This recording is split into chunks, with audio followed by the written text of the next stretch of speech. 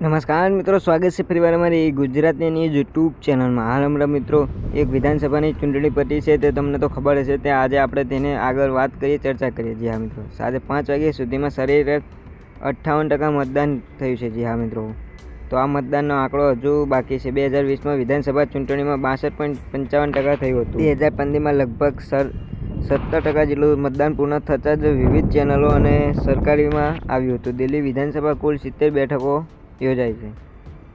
અહીં સરકાર બનાવવા માટે 36 બેઠકોની જીતવી જરૂરી છે. જી હા મિત્રો, મોટાભાગની એજન્સી અને તેમના એક્ઝિટ પોલમાં ભાજપ સરકાર બને તેવી આગાહી કરી રહ્યા છે મિત્રો. તો તમને શું લાગે છે, કોણ આવશે? તમે વિડીયોમાં લાઈવ જોઈ શકો છો મિત્રો.